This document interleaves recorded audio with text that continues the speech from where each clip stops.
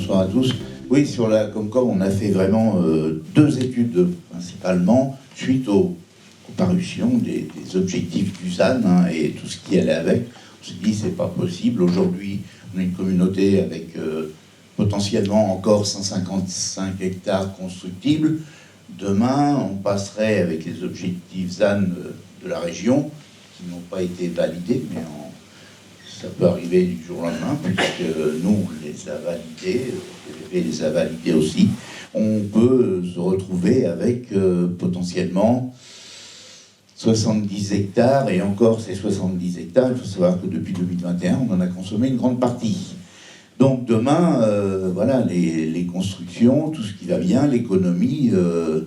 Donc on s'est posé déjà plusieurs questions. Donc il y avait aussi la démographie, parce que vous avez bien vu que effectivement, les chiffres du SCOT qu'on avait validés étaient ambitieux, mais bon, un territoire qui n'a pas d'ambition, c'est pas la peine de continuer, voilà.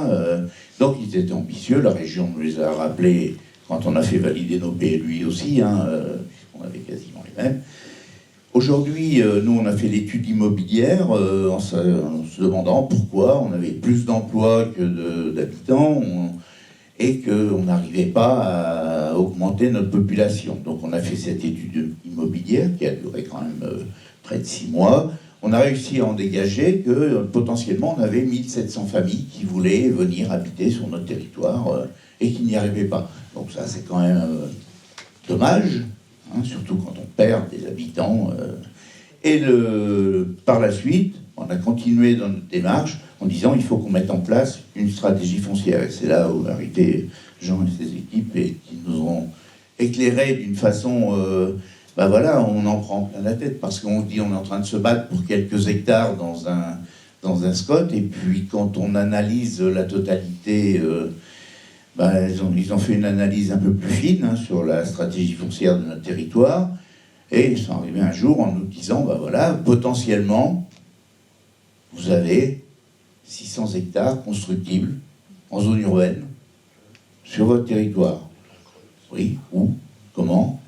Donc là, c'est tout un travail qu'il faut mettre en place, mais tout le monde a certainement déjà fait le calcul. Même si on arrivait à faire que 25% de ce potentiel zonage constructible, c'est quand même 150 hectares, c'est ce qu'on a quasiment aujourd'hui.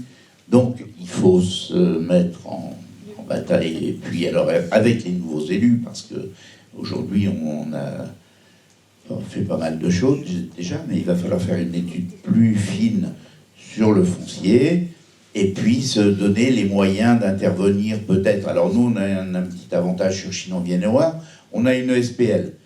Bon, la SPL, on a un certain nombre de millions disponibles, mais il faut se mettre d'accord sur les objectifs qu'on veut définir.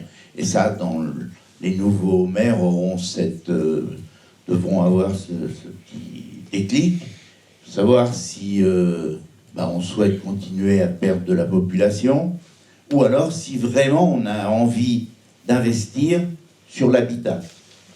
L'habitat, ça fait tout derrière, ça fait des taxes foncières, des taxes d'aménagement, ça maintient des enfants à l'école. Alors on n'est pas là pour se piquer tous les... Mais bon, quand on vous dit il y a 1700 familles qui veulent se venir sur le territoire, puis qu'on ne peut rien faire parce qu'on a bien des OAP, mais il faut aussi avoir envie de les aménager, et puis de s'occuper de les vendre, de faire tout ce qui... Voilà, avec des aides qui n'existent plus, il faut faire par soi-même. Aujourd'hui, les spécialistes de l'immobilier sont frileux, mais ça, monsieur nous a dit que les banques, c'était comme ça depuis quelques années. Bon, par rapport aux chiffres du SCOT qu'on a vu, il y a aussi faut revenir en arrière, il a été voté en 2019.